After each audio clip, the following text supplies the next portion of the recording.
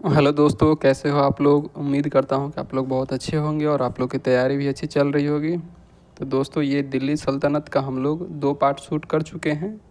ये आज तीसरा पार्ट शूट कर रहे हैं। तो आप लोग वो दोनों पार्ट को नहीं देखें तो पहले वो दोनों पार्ट को देख लें। तो शुरू करते हैं। क्वेश्चन नंबर 102 है, तैमूर लंग किसके शासनकाल में भारत पर आक्रमण किया। तो तैमूर लंग ये किए थे नसरुद्दीन महमूद तुगलक के समय में। तो 102 का डी राइट आंसर हो जाएगा। क्वेश्चन नंबर 3 है, सल्तनत काल की 2 प्रमुख मुद्राओं का पता निम्नलिखित कूट से करें। तो उस टाइम जीतल का और ये टंग का, ये 2 चलता था। तो ऑप्शन नंबर इसका डी हो जाएगा, 2 और 4। हम लोग आ जाते क्वेश्चन नंबर 4 पे। भारत में पोलो खेल का प्रचलित किया। तो पोलो खेल प्रचलित कौन किया था। तो ये किया था तुर्कों ने। तो ऑप्शन नंबर सी इसका राइट आंसर हो जाएगा। क्वेश्चन नंबर 105 है, किसने एक तरफ संस्कृत मुद्रा लेख के साथ चांदी के सिक्के का निर्गत किए। तो ये किए थे महमूद गजनी, जो ऑप्शन नंबर बी में दिया हुआ। तो ऑप्शन नंबर बी इसका राइट आंसर हो जाएगा। हम लोग आए थे क्वेश्चन नंबर 106 पे। क्वेश्चन नंबर 106 है, अलाउद्दीन खिलजी के निम्न सेनाध्यक्षों में कौन सा तुगलक वंश का प्रथम सुल्तान बना। तो कौन सा प्रथम तुगलक वंश का सुल्तान बना। तो ये बना था गाजी मलिक। 106 का ऑप्शन नंबर ए राइट हो जाएगा। क्वेश्चन नंबर 7 है, जवाबी थे। तो जवाबी क्या था। तो ये था राज्य का कानून। तो 107 का option number B right answer हो जाएगा। हम लोग आते हैं 108 नंबर क्वेश्चन पे। तो 108 नंबर क्वेश्चन है, निम्न में से किस राजवंश के अंतर्गत विजारत या का चरमोत्कर्ष हुआ। तो विजारत का चरमोत्कर्ष हुआ था, ये हुआ था ऑप्शन सी तुगलक वंश के शासनकाल में। तो ऑप्शन सी इसका राइट आंसर हो जाएगा। क्वेश्चन नंबर 109 है, अलाउद्दीन के दक्षिण अभियान धन प्राप्ति के अभियान थे। सही है, वह दक्षिण राज्यों को कब्जे में करना चाहता था। ये गलत है। तो इसका आंसर हो जाएगा ऑप्शन नंबर सी। ए सही है किंतु आर गलत है। तो ऑप्शन नंबर सी इसका राइट आंसर हो जाएगा। हम लोग आते हैं क्वेश्चन नंबर 110 पे। क्वेश्चन नंबर 110 है, इसमें मिलान करना है लेखक और पुस्तक से। तो जियाउद्दीन बर्नी। तो जियाउद्दीन बर्नी का पुस्तक है तारीख़ फ़िरोज़ शाही। हसन निजामी। तो हसन निजामी का पुस्तक है ताजुल माशीर। ठीक है। मिनहाजुस सिराज। मिनहाजुस सिराज का किताब का नाम है तबकाते नासिरी, मतलब सी का 2। और यहिया बिन अहमद सरहिंद के पुस्तक का नाम है तारीख़ मुबारक शाही, मतलब 1। तो हो जाएगा ए का 4 हो जाएगा, बी का 3 हो जाएगा, सी का 2 हो जाएगा और डी का 1 हो जाएगा। तो ऐसा किस में है। तो ऐसा ऑप्शन नंबर ए में दिख रहा है। तो ऑप्शन नंबर ए इसका राइट आंसर हो जाएगा। हम लोग आए थे क्वेश्चन नंबर 111 पे। तौल की सबसे छोटी इकाई कौन है। तो तौल की सबसे छोटी इकाई रत्ती है, जिसको रक्तिका या संस्कृत में कहते हैं। तो ऑप्शन नंबर ए इसका राइट आंसर हो जाएगा।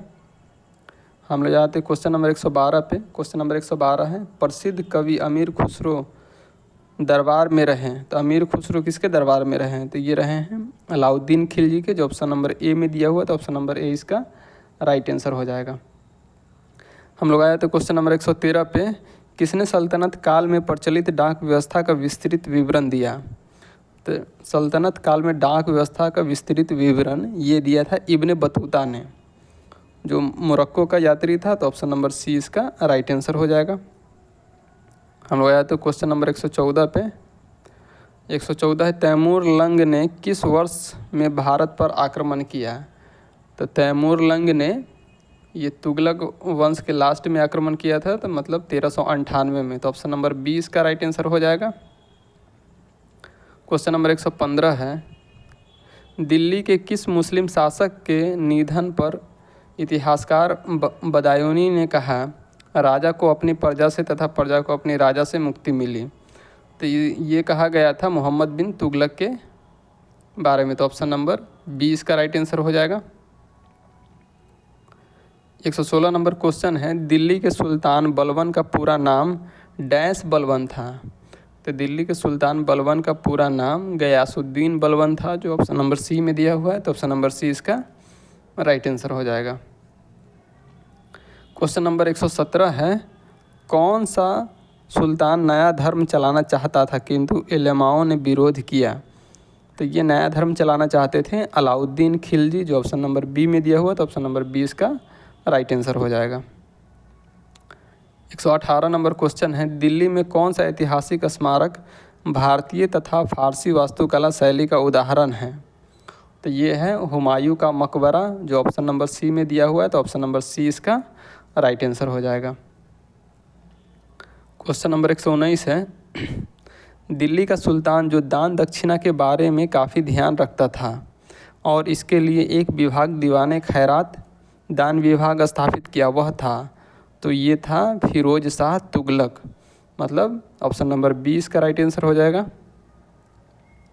हम लोग आए थे क्वेश्चन नंबर 120 पे, निम्न में से किस संगीत वाद्य को हिंदू मुस्लिम गान वाद्यों का सबसे श्रेष्ठ मिश्रण माना गया है? तो सबसे श्रेष्ठ मिश्रण माना गया है सितार को, जो ऑप्शन नंबर डी में दिया हुआ है। तो ऑप्शन नंबर डी इसका राइट आंसर हो जाएगा। हम लोग आए थे क्वेश्चन नंबर 121 पे। क्वेश्चन नंबर 121 है, नई फारसी काव्य शैली शबक-ए-हिंदी अथवा हिंदुस्तानी शैली के जन्मदाता थे? तो इसके जन्मदाता थे अमीर खुसरो, जो ऑप्शन नंबर डी में दिया हुआ है। तो ऑप्शन नंबर डी इसका राइट आंसर हो जाएगा। हम आए तो क्वेश्चन नंबर 122 पे, अनुकूल परिस्थितियां मौजूद होने के बावजूद गुलाम वंश के शासक भारत में अपने साम्राज्य का विस्तार नहीं कर पाए, इसका मुख्य कारण क्या था? तो इसका मुख्य कारण ऑप्शन ए में दिया हुआ, आरंभ में उनकी सैन्य शक्ति कमज़ोर थी, बी मंगोल आक्रमण का भय था, सी भारत में उनकी संख्या नगण्य थी और वे साम्राज्य का विस्तार करना नहीं चाहते थे। तो इसका option number B right answer हो जाएगा, मंगोलों आक्रमण का भय था।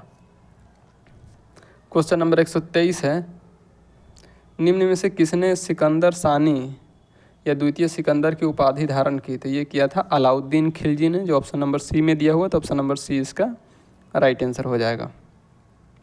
क्वेश्चन नंबर 124 है, सिक्कों पर खलीफा का नायाब खुदवाने वाला भारत का प्रथम सुल्तान था? तो ये खुदवाने वाला प्रथम सुल्तान ये थे फिरोज शाह तुगलक।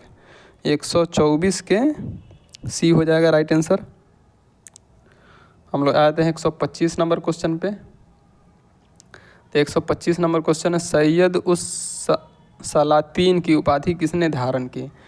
तो सैयद उस सलातीन की उपाधि धारण करने वाले ये थे फिरोज शाह तुगलक, जो ऑप्शन नंबर डी में दिया हुआ था। ऑप्शन नंबर डी इसका राइट आंसर हो जाएगा। क्वेश्चन नंबर 126 है, निम्न में से किसे कुरान खां यानी कुरान का पाठ करने वाला भी कहा जाता था? तो ये कहा जाता था कुतुबुद्दीन ऐबक को, जो ऑप्शन नंबर ए में दिया हुआ है। तो ऑप्शन नंबर ए इसका राइट आंसर हो जाएगा। क्वेश्चन नंबर 127 है, किस सल्तनत कालीन शासक को मिन्हाज ने हातिम ताई द्वितीय की संज्ञा दी? तो मिन्हाज ने हातिम ताई द्वितीय की संज्ञा ये कुतुबुद्दीन ऐबक को दी थी, जो ऑप्शन नंबर ए में दिया हुआ। तो ऑप्शन नंबर ए इसका राइट आंसर हो जाएगा। हम लोग आते हैं क्वेश्चन नंबर 28 पे। 128, 2.5 दिन का झोपड़ा मस्जिद अजमेर का निर्माण किसने करवाया था? तो 2.5 दिन का झोपड़ा मस्जिद का निर्माण ये करवाए थे कुतुबुद्दीन ऐबक ने, जो ऑप्शन नंबर बी में दिया हुआ है। तो ऑप्शन नंबर 20 का राइट आंसर हो जाता है। हम लोग आए थे क्वेश्चन नंबर 129 पे। तो क्वेश्चन नंबर 129 है, निम्न लिखित में से कौन अपने ईश्वर का अभिशाप कहता था? तो ईश्वर का अभिशाप अपने आप को चंगेज खा कहता था, जो ऑप्शन नंबर ए में दिया हुआ है। तो ऑप्शन नंबर ए इसका राइट आंसर हो जाएगा। हम लोग आए थे क्वेश्चन नंबर 130 पे, निम्न में से किसे बगदाद के खलीफा ने मंसूर स्वीकृति पत्र मानाभिषेक पत्र प्रदान किया? तो ये किया था इल्तुतमिश को, जो ऑप्शन नंबर बी में दिया हुआ है। तो ऑप्शन नंबर बी इसका राइट आंसर हो जाएगा। हम लोग आ जाते हैं क्वेश्चन नंबर 131 पे, दिल्ली सल्तनत का पहला सुल्तान कौन था जिसने दोआब के आर्थिक महत्व को समझा? तो दोआब के आर्थिक महत्व को समझने वाला पहला सुल्तान ये थे इल्तुतमिश, जो ऑप्शन नंबर बी में दिया हुआ है। तो ऑप्शन नंबर बी इसका राइट आंसर होगा। हम लोग आ जाते हैं क्वेश्चन नंबर 132 पे, दिल्ली की राजगद्दी पर अफगान शासकों के शासन का निम्न में से कौन सा एक सही कालानुक्रम है, मतलब कौन सा सीरियल बाई देखना है। तो इसमें है सिकंदर शाह इब्राहिम लोदी बहलोल लोदी, जो कि गलत है। सिकंदर शाह बहलोल लोदी इब्राहिम लोदी, ये भी गलत है। बहलोल लोदी सिकंदर शाह इब्राहिम लोदी, ये ऑप्शन नंबर सी इसका राइट हो जाएगा। पहले बहलोल लोदी ने गद्दी पर बैठा, फिर सिकंदर शाह, फिर इब्राहिम लोदी। तो ऑप्शन नंबर सी इसका राइट है। हम लोग आ जाते हैं क्वेश्चन नंबर 133 पे। क्वेश्चन नंबर 133 है, दिल्ली सल्तनत के तुगलक राजवंश का अंतिम शासक कौन था। तो तुगलक राजवंश का अंतिम शासक था, ये था नसरुद्दीन महमूद, मतलब 133 के option number C right answer हो जाएगा।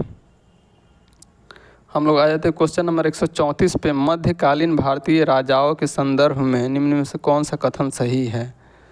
तो मध्यकालीन भारतीय राजाओं के संदर्भ में कथन देख लेते हैं हम लोग। ऑप्शन ए में दिया हुआ, अलाउद्दीन खिलजी ने एक अलग विभाग दीवाने आरिज स्थापित किया, ये तो गलत है। बलबन ने अपनी सेना में घोड़े दागने की पद्धति की शुरू की, ये बलबन ने नहीं, ये अलाउद्दीन खिलजी ने शुरू की थी। ऑप्शन सी में है, महमूद बिन तुगलक के बाद दिल्ली की गद्दी पर उसके चाचा बैठा, ये भी गलत है। और डी में है, फिरोज़ तुगलक ने गुलामों का एक अलग विभाग दीवाने बंदगान स्थापित किया, एकदम ये राइट है। तो ऑप्शन नंबर डी इसका राइट आंसर हो जाएगा। हम लोग आ जाते हैं क्वेश्चन नंबर 135 पे। मोहम्मद बिन तुगलक दिल्ली छोड़ने के 2 वर्ष तक स्वर्ग द्वारी नामक शिविर में रहा। ठीक है, ये कुछ छिप गया है, थोड़ा सा इसको देख लेते हैं सही से। 135 नंबर क्वेश्चन है, मोहम्मद बिन तुगलक दिल्ली छोड़ने के बाद 2 वर्ष तक स्वर्ग द्वारी नामक शिविर में रहा। कारण इसमें दिया हुआ है, उस समय दिल्ली एक प्रकार का प्लेग से बर्बाद हो गई थी और बहुत से लोग मारे गए थे। तो ये सही है, ए भी सही है, और इसका कारण आर भी सही है। तो इसका ऑप्शन नंबर ए राइट हो जाएगा। ए और आर दोनों सही है तथा आर ए की सही व्याख्या करता है, तो ऑप्शन नंबर ए इसका राइट आंसर हो जाएगा। क्वेश्चन नंबर 136 है, चंगेज खां के अधीन मंगोलों ने किसके शासनकाल में भारत पर आक्रमण किया। तो चंगेज खां के अधीन मंगोलों ने इल्तुतमिश के शासनकाल में भारत पर आक्रमण किया था, जो ऑप्शन नंबर सी में दिया हुआ, तो ऑप्शन नंबर सी इसका राइट आंसर हो जाएगा। अब आ जाते हैं 137 नंबर क्वेश्चन पे। 137 नंबर क्वेश्चन मिलान करना है, तो कौन सा सही रूप में सुमेलित है। तो सही रूप में सुमेलित दीवाने बंदगान, ये तुगलक वंश का है, ये तो सही है। दीवाने मुस्तखराज बलबन, ये गलत है। दीवाने कोही अलाउद्दीन खिलजी, ये भी गलत है। दीवाने अर्ज मोहम्मद तुगलक, ये भी गलत है। मतलब इसका राइट आंसर 137 का ऑप्शन नंबर ए चला जाएगा। हम लोग आ जाते हैं क्वेश्चन नंबर 138 पे। सल्तनत काल में फवाजिल का अर्थ था। तो फवाजिल का अर्थ होता था, ऑप्शन नंबर सी है, इक़्तिदारों द्वारा सरकारी खजाने में जमा की जाने वाली अधिशेष राशि, जो ऑप्शन नंबर सी में दिया हुआ, तो ऑप्शन नंबर सी इसका राइट आंसर हो जाएगा। क्वेश्चन नंबर 139 है, दिल्ली का सुल्तान जो भारत में नहरों के सबसे बड़े जाल का निर्माण करने के लिए प्रसिद्ध था, वह था, तो वो था फिरोज शाह तुगलक, जो ऑप्शन नंबर सी में दिया हुआ, तो ऑप्शन नंबर सी इसका राइट आंसर हो जाएगा। हम लोग आ जाते हैं क्वेश्चन नंबर 140 पे। प्रारंभ में भारत में तुर्की प्रशासन सैनिक प्रधान था। तो तुर्की प्रशासन सैनिक प्रधान था, कारण दिया हुआ, अग्रणी सैनिक नायकों के बीच देश को एकता के रूप में खंड विभाजित कर दिया गया था। तो इसका ऑप्शन दोनों सही है, आर और ए दोनों सही है, तो ए और आर दोनों सही है तथा आर एस का सही व्याख्या करता है, तो इसका option number A right answer हो जाएगा। हम लोग आ जाते हैं क्वेश्चन नंबर 141 पे। अपनी शक्ति को सुमेकित करने के बाद बलबन ने भव्य उपाधि धारण की। तो किस चीज़ की उपाधि धारण की थी, तो ये किया था जिले इलाही की उपाधि धारण की थी, जो ऑप्शन नंबर सी में दिया हुआ, तो ऑप्शन नंबर सी इसका राइट आंसर हो जाएगा। हम लोग आए थे क्वेश्चन नंबर 142 पे। निम्नलिखित में से किसने भारत का सबसे पुराना मकबरा नसरुद्दीन महमूद का मकबरा सुल्तानगढ़ी दिल्ली का निर्माण करवाया और मकबरा निर्माण शैली का जन्मदाता होने का गौरव पाया। तो ये करवाया था इल्तुतमिश ने, जो ऑप्शन नंबर सी में दिया हो, तो ऑप्शन नंबर सी इसका राइट आंसर हो जाएगा। हम लोग आए थे क्वेश्चन नंबर 143 है, इल्तुतमिश द्वारा बनवाया गया अतारकीन का दरवाज़ा जो कि अकबर के बुलंद दरवाज़ा का प्रेरणा स्रोत बना स्थित है। तो ये कहाँ स्थित है? तो ये है नागौर में, जो जोधपुर में स्थित है। तो ऑप्शन नंबर इसका डी राइट आंसर हो जाएगा।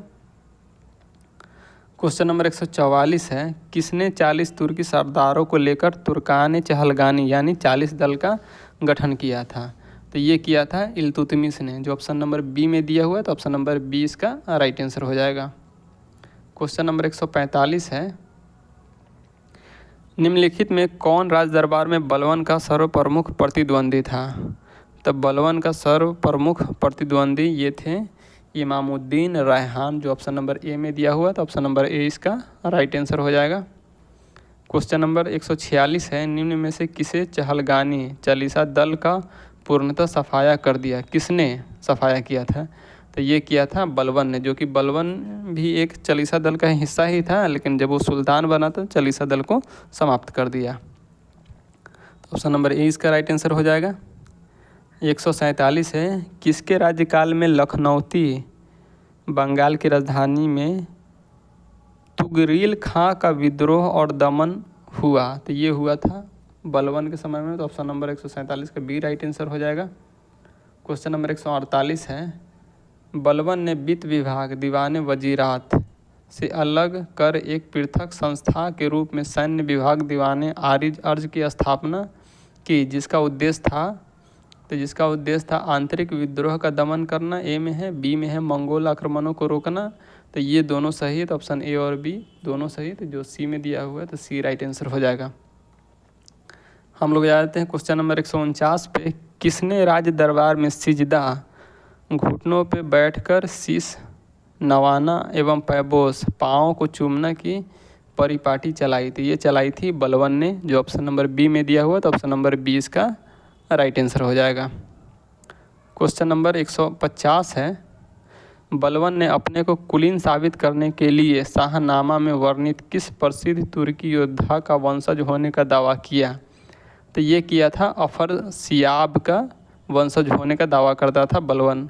तो ऑप्शन नंबर ए इसका राइट आंसर हो जाएगा।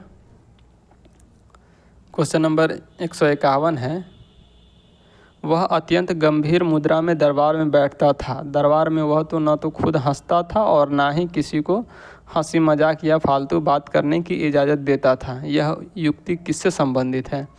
तो यह युक्ति बलवन से संबंधित है, जो कि अपने दरबार में बहुत ज़्यादा सीरियस रहता था। तो ऑप्शन नंबर 20 का राइट आंसर हो जाएगा। क्वेश्चन नंबर 52 है, निम्नलिखित में से किसने कैलूगढ़ी के राजमहल में अपना राज्याभिषेक किया और उसे अपनी राजधानी बनवाई? तो ये किया था जलालुद्दीन फिरोज खिलजी ने, जो ऑप्शन नंबर बी में दिया हुआ। तो ऑप्शन नंबर बी इसका राइट आंसर हो जाएगा। तो दोस्तों, ये दिल्ली सल्तनत का पार्ट 3 का आज 152 नंबर क्वेश्चन तक ही रहने देते हैं। फिर जो भी बाकी बच गया क्वेश्चन, लगभग एक वीडियो का क्वेश्चन बचा हुआ है 50 क्वेश्चन का, तो वो नेक्स्ट वीडियो में कवर कर लिया जाएगा। तो दोस्तों, अगर वीडियो अच्छी लग रही है तो लाइक और शेयर ज़रूर करें, और सब्सक्राइब नहीं किए हुए तो सब्सक्राइब पहले करें। धन्यवाद।